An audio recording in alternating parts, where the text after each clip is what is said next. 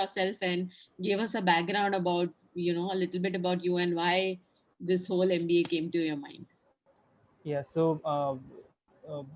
I'm Rohan Saxena. I have a work ex of around 5 years before joining an executive MBA batch in IIM Kozhikode, 1 year MBA. So I worked in IT field and then I moved to banking for 2.5 years. 2.5 years I worked in IT initially and then banking. So that's when I thought probably an MBA is required so as to structure my knowledge, which was a little here and there at that time. And I thought that it's probably uh, required of me to have a proper formal education. And I thought that MBA was the right way to go because it was required at the time at my in my profession also. So I thought that I was when I joined banking, I had a thing in my mind that probably I have moved away from technology, which I felt wasn't a very wise decision. So I really missed the tech world when I was in banking. So I thought that probably I would like to go back to technology in any other capacity, probably if not as a proper technologist who is a software engineer, but this time probably in some other capacity. So that's what happened during my MBA. And that's what I aimed at. So I learned about digital transformation, took up elective subjects on those lines, and then I structured my MBA accordingly, and then finally landed a job in a tech company as a senior consultant, which I felt was probably the right way. So you could say that my MBA was a part of a course correction that I felt was required. Mhm. So, so Interesting. Yeah. So, you also went through the whole GMAT journey, right? So, yes. focused on thing. So, was it difficult for you to manage work and GMAT all together? How was it for you? Yeah, so I had made a time schedule that I'll dedicate my weekends for GMAT studies. During the weekdays, I did try to pull out 1 or 2 hours for studies, but then with a very hectic schedule, and that time I was in a bank, and that to a public sector bank, the workload was humongous. So I thought that I'll probably not do injustice with the job which I have. So I thought that I'll dedicate my weekends for GMAT studies. So I dedicatedly study for around 4 months for GMAT only on weekends, and then I wrote my GMAT exam in June of 2019. Hmm. That's how I prepared for it. Right. So, were you very clear that you wanted to apply to Indian programs only? No, initially I thought that I'll apply for some US universities also, and I did apply for some universities in the United States, Hmm. and I got a convert from one which was Simon Business School. But then there were some circumstances at home which really I thought I told to myself that probably it's not the wisest decision right now at this moment. So then I started looking for Indian colleges. I Hmm. applied for IIM 1 year programs. Because of my work ex of 5 years, it wasn't really prudent of me to join a 2 year batch. So and I thought that I'll probably go for 1 year program because of the time frame also. I wanted to come back to the corporate world as soon as possible and be on my be back on my feet. So that's probably then pushed me towards applying for Indian universities. Right. So, how was this 1 year, academic? I would not call it break because not really a break for you. But how was this 1 year of academics for you? Was how did you feel like it just went off very fast, or how did you manage the whole thing? I think it was an experience which I never thought I'd have, because when someone goes to an MBA college, what they have is that okay, I'll study, I'll get grades and all, and then I'll land up a job. So that's the picture in someone's mind, that my end game is the job which I'm going to have. But when you have that job thing in mind, you really forget the entire journey, which is about a professor telling you about his life stories, because the courses that they teach, they've been teaching it for years. and they have finished it to such a degree that it's really interesting to just sit there and listen to them. So that's one thing which I didn't expect, the kind of insights that you can get from professors, how economics can be so interesting. So someone who is really wary of let's say calculus, our economics teacher made it, a really fun game, and he displayed the concepts of economics in such a way that they'll remain with us for a long time. So that's what a good teacher can really do to you. So that's actually a part which I never thought would happen. So everyone feels that theoretical concepts, we all are wary of theories and theoretical concepts, but when they are taught to you in such a way that they remain with you for a long time. So that's what a good teacher is, and that's probably the experience which I never expected, but I got, and I'm really glad that that thing happened.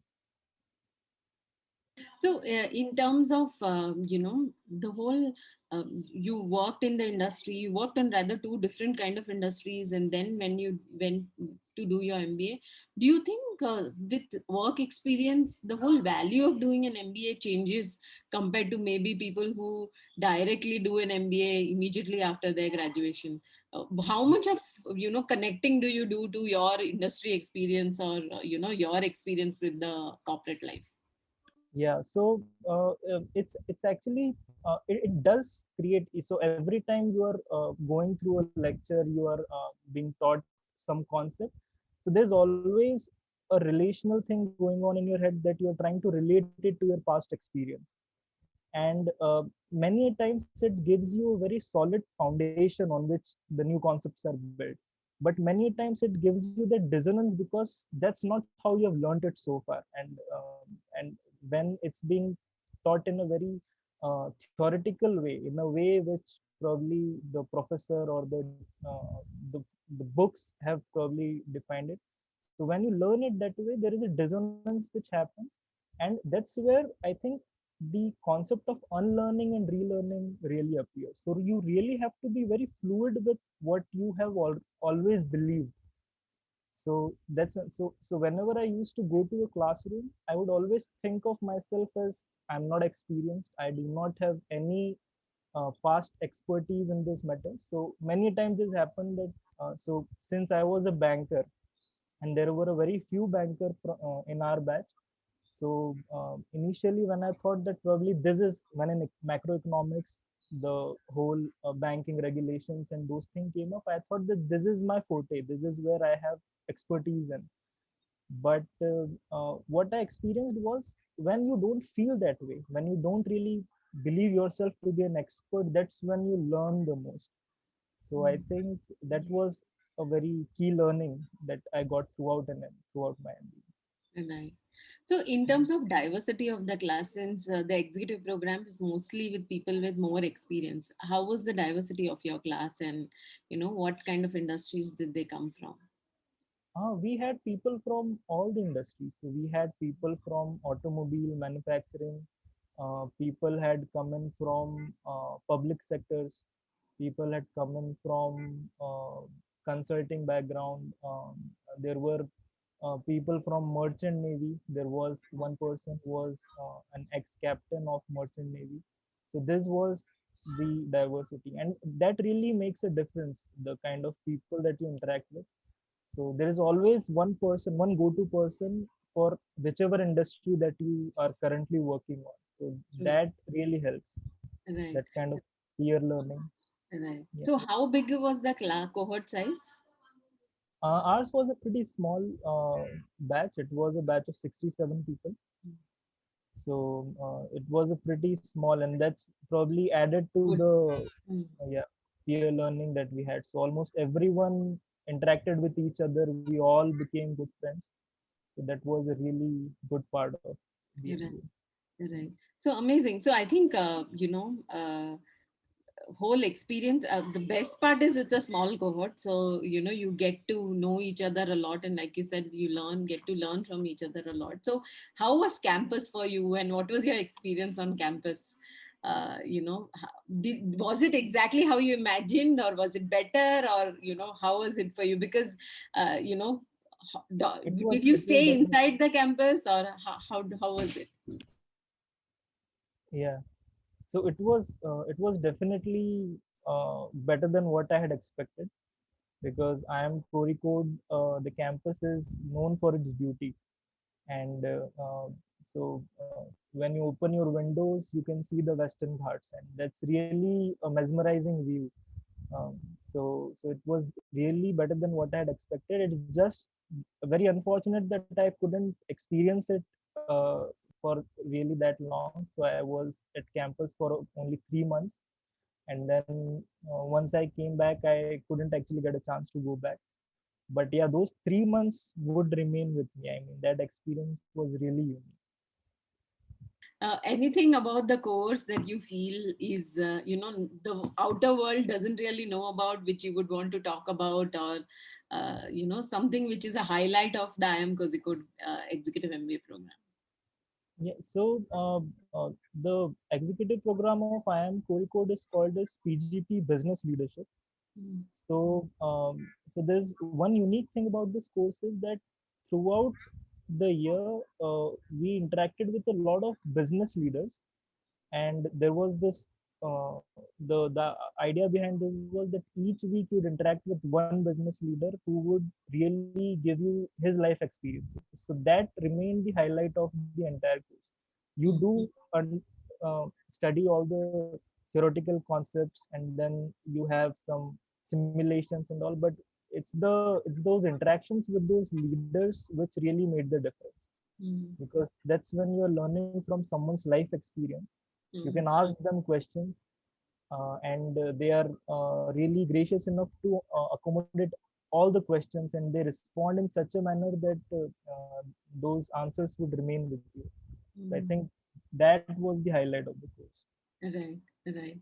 So, and how does the whole placement thing work? Does it happen like, you have a week of placement week, and, how does that work? And how was it managed in this pandemic situation?